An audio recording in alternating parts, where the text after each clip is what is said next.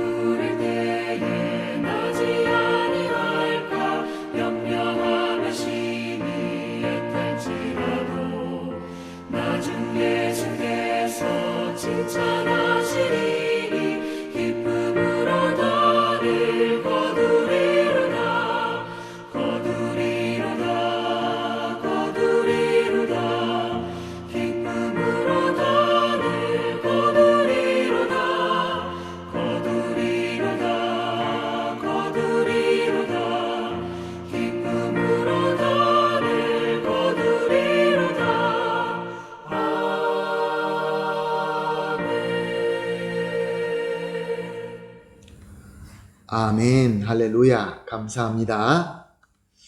오늘 새벽 예배부터 요한복음을 본문으로 하며 은혜를 받고 나누도록 하겠습니다.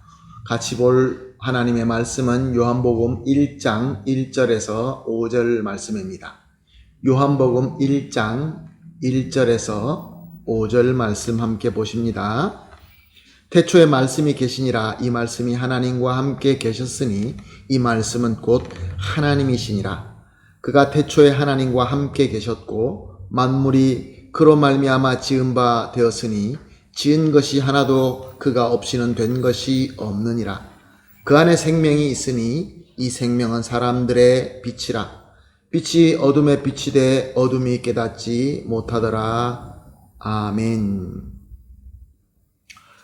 신약 성경은 전통적인 견해에 의하면 거의 다 1세기 중반에 기록되었고, 요한이 기록된 말씀만이 80년대 중후반에서부터 90년대 중반까지 기록되었다라고 합니다.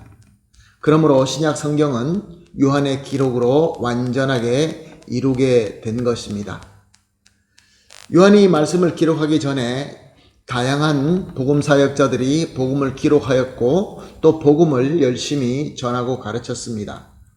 그럼에도 불구하고 이 부족한 부분이 있어서 하나님께서 특별히 요한을 불러서 이 말씀을 기록하게 한 것입니다. 사도들이 복음을 전할 때 그들은 사람을 차별하지 않고 복음을 전했습니다. 예수 그리스도의 말씀대로 모든 족속에게 열심히 예수님과 복음을 전하고 가르쳤던 것입니다. 그러므로 교회는 다양한 출신의 사람들이 들어오게 되었고 또 교회 안에는 다양한 가치관과 문화와 또 풍습들이 혼합하여서 공존하고 있었습니다. 이렇게 여러 가치관이 함께할 때 이 혼합으로 생기는 혼란이 있기 마련입니다. 그렇지만 사도들을 비롯한 예수님을 직접 경험한 사역자들이 있었기에 또 그들의 권위를 사람들이 인정하였기에 그들이 바로 잡아주었을 때 순종하면서 잘 지냈습니다. 그러나 시간이 흐르면서 대다수의 사도들과 말씀 사역자들이 핍박으로 순교하기 시작합니다. 그래서 혼란의 문제를 지도할 때에 성도들이 순종할 만큼 권위를 가진 지도자들이 사라지게 되고 말한 것입니다. 그러니 혼란은 점점 더 커지고 깊어질 수밖에 없었습니다. 당시에 1세기, 2세기의 교회의 큰 혼란은 우리가 예수님을 믿는다고 고백은 하는데 예수님은 누구냐? 예수님의 정체에 대한 혼란이었습니다. 왜냐하면 각 문화와 각 가치관으로서 예수님을 정의하고 주장하면서 다투었기 때문에 그렇습니다. 어떤 사람들은 예수님은 사람이다 라고 주장합니다. 왜? 사람으로서 치러야 할 희생을 치렀기 때문에 참 희생이 되었다. 그러므로 예수님은 사람이다. 만약에 예수님이 하나님이었다고 한다면 그 하나님이 와서 희생을 치른다는 것은 공로가 될 수 없다라고 주장하였던 것이죠. 하나님은 고통을 느낄 수 없다라고 생각했기 때문에 그렇습니다. 또한 예수님은 하나님이다 라고 주장하는 또 그룹이 있었습니다.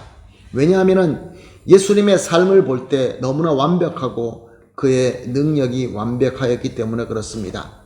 예수님의 완벽함과 예수님의 능력이 하나님이 아니고는 설명이 되지 않았기 때문에 그렇습니다. 또한 예수님은 하나님도 아니고 사람도 아닌 중간 정도 있는 존재다. 하나님의 아들 인자다. 성령의 충만함을 입어서 사람보다는 뛰어나지만 하나님보다 조금 부족한 그런 존재다 라고 주장하는 그룹도 있었습니다. 이 문제를 어떻게 해결할까요? 당시 유일하게 생존하던 예수님의 제자는 요한뿐이었습니다. 그래서 예수 그리스도와 직접 만나고 예수 그리스도로 말미암아 배움을 배웠던 사도들, 제자들은 요한밖에 없었기 때문에 요한의 권위가 최고였던 것이죠. 그래서 요한은 하나님께로부터 영감을 받고 이 혼란을 해결하기 위하여 복음서를 씁니다. 마지막 복음서이죠. 이것이 바로 요한복음입니다. 그러므로 요한은 복음서에서 그 무엇보다 예수님께서 과연 누구이신지부터 설명하며 풀어가기 시작하고 있는 것입니다.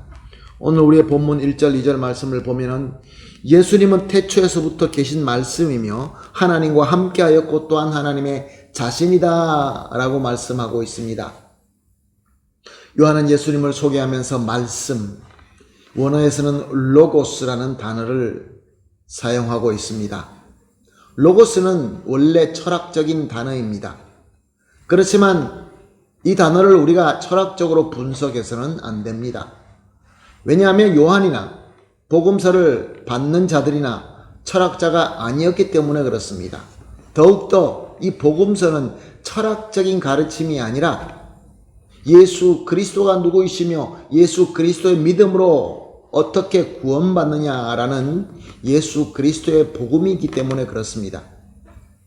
당시 보통 사람들은 로고스를 신적 존재나 그 신적 존재의 나타나심 혹은 능력을 의미했습니다. 그렇게 이해했습니다. 그래서 요한은 예수님을 신적인 분으로서 태초에서부터 하나님과 함께 계셨고 또한 그는 하나님이다 라고 설명하기 위하여 이 로고스라는 단어를 쓴 것입니다. 그리고 또 3절은 이 로고스, 이 신적인 존재 예수 그리스도는 하나님과 함께 창조주라라고 말씀하고 있는 것을 볼 수 있습니다. 그가 없이 만들어진 것은 하나도 없다. 당시에 많은 그리스도인들은, 특별히 유대인들은 하나님만, 그들이 믿는 여호와 하나님만 하나님이시며 창조주라고 믿었습니다. 그런데 요한은 그들의 생각하는 것을 고쳐줍니다. 예수님은 하나님이시며 하나님과 함께 하시는 동등한 자이며 동등한 신적 존재이며 그리고 또한 창조주다라고 말씀하십니다. 그리고 4절을 보니까 그 안에 생명이 있고 예수님은 그 생명의 빛으로 사람들에게 비추어 주신다라고 말씀하고 있습니다. 헬라어의 생명이라는 단어는 바이오스, 푸시케, 조에 등등 여러 가지 단어가 있는데 요한은 여기서 조에라는 단어를 사용합니다. 요한이 기록한 모든 말씀을 볼 때마다 영생, 영원히 있는 생명을 말할 때마다 조에라는 단어를 사용했습니다. 그러므로 여기에 요한이 기록된 이 말씀은 예수님의 안에 생명이 있는데 그냥 우리가 가지고 있는 이 생명을 말씀하는 것이 아니라 영원한 생명, 영생이라는 것입니다. 예수님 안에 영생이 있는데 그 영생이 우리에게 빛으로 나타나서 우리에게 빛으로 비추어지고 있다라는 말씀입니다. 그런데 5절을 보니까 이 영생의 빛이 비추어지는데도 불구하고 그 빛을 깨닫지 못하는 어둠이 있다라고 말씀하고 있습니다. 사랑하는 성도 여러분, 오늘 본문 말씀을 통하여 우리가 깨달을 수 있는 것이 무엇이 있습니까? 우리는 예수님을 우리의 구세주로 믿고 고백합니다. 왜 그런지 아십니까?